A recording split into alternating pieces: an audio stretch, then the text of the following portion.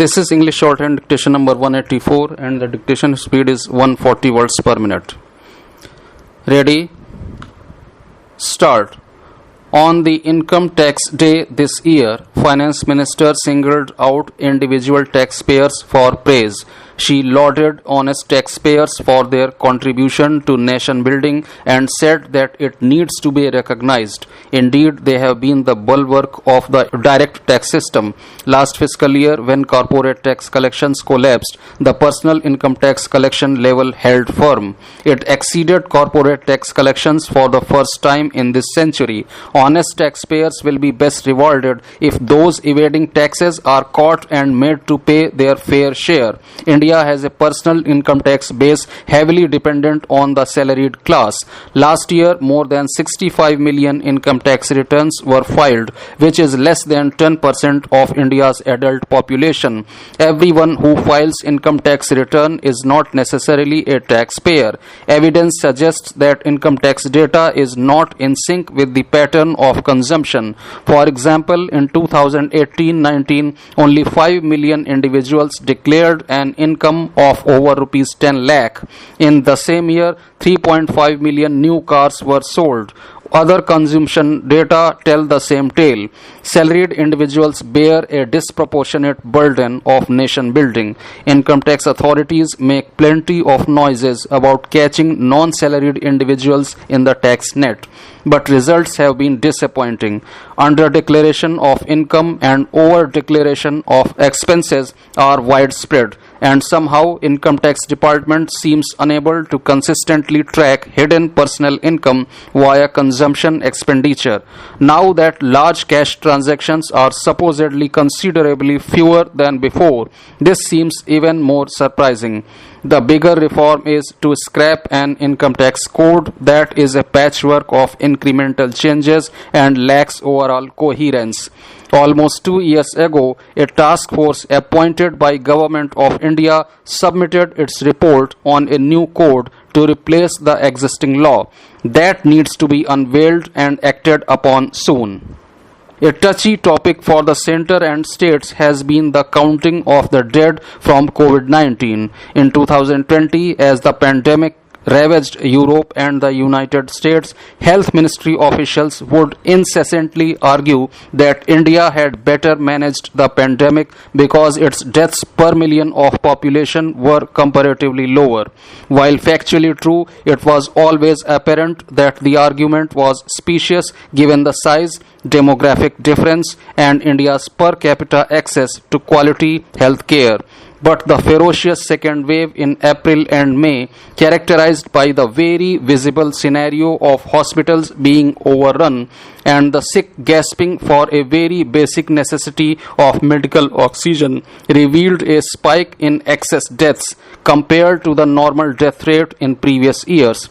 Even though independent databases show large spikes in deaths with no other explicable cause than COVID-19, the center continues to be in denial of the mortal scale of the pandemic.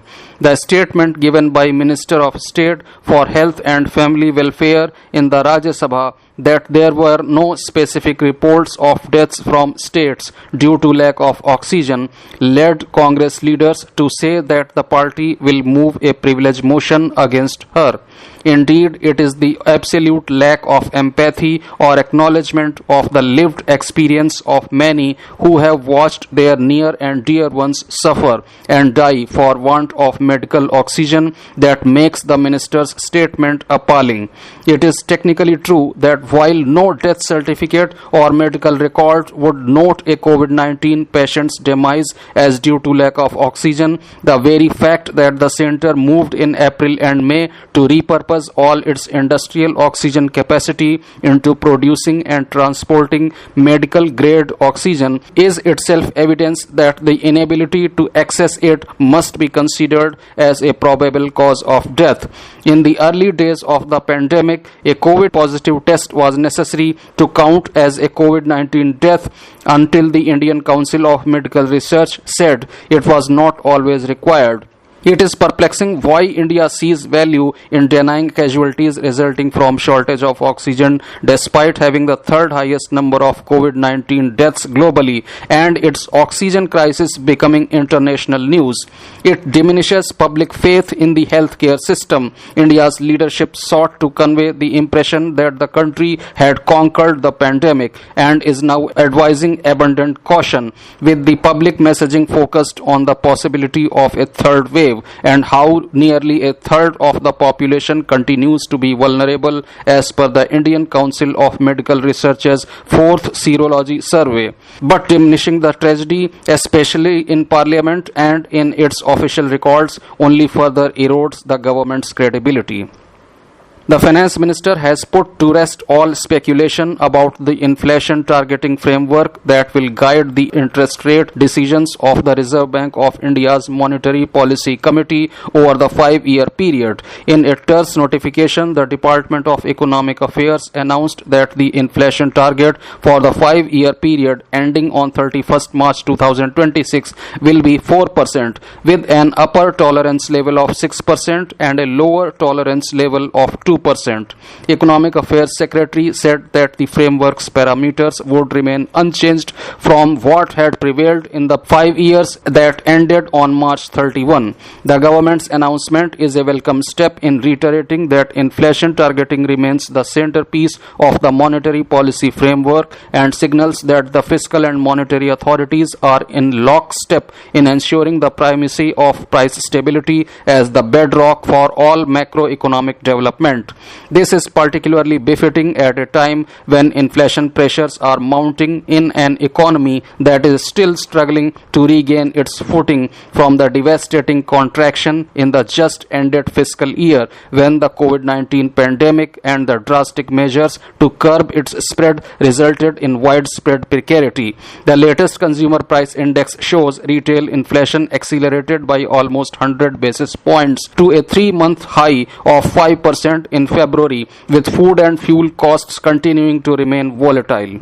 With the prices of multiple raw materials on an upward trajectory, companies are planning to raise selling prices over the coming 12 months to cope with rising costs. The Reserve Bank of India's officials have in recent months maintained an unwavering focus on emphasizing the need to retain the flexible inflation targeting framework.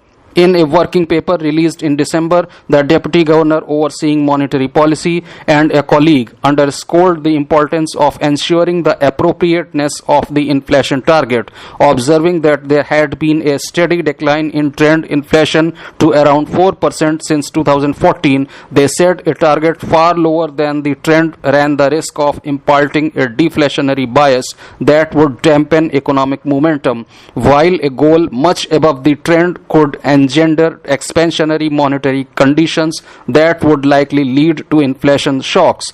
In February, the Reserve Bank of India's researchers made it clear that the framework had served the economy well, attested by a decline in inflation volatility and more credible anchoring of inflation expectations. The fact that the government's economic officials have heeded these calls will certainly reassure investors and savers that inflation remains a central concern for all policymakers. The Haryana government's strategy to incentivize water conservation to address the alarmingly critical fall in the water table in the agrarian state is showing a trend that is heartening. Under its ambitious scheme that aims to promote the cultivation of less water-consuming crops, the farmers who replace the water-consuming paddy with crops such as pulses, sesame and sorghum would get rupees 7,000 per acre. But with just 5 more days to go for the peasants to register for the project, the target for achieving 2 lakh acres seems far-fetched. Pulling the state out of this complicated and dangerous situation necessitates a further push to ensuring that the plans designed by experts are implemented. It calls for close monitoring on the ground and ensuring that the promise made by the farmer to shun paddy is kept. Registration for the scheme is just the first step. Until it it is translated into practice, success in sustainable water conservation efforts would be elusive. Indeed, the state cannot afford to be lax anymore. There is no scope for any leeway in the efforts underway to recharge the parched land. The urban areas can help augment the reversal of the sharp drop in water levels by adopting rainwater harvesting methods in right earnest. The onus of saving water is on each of us.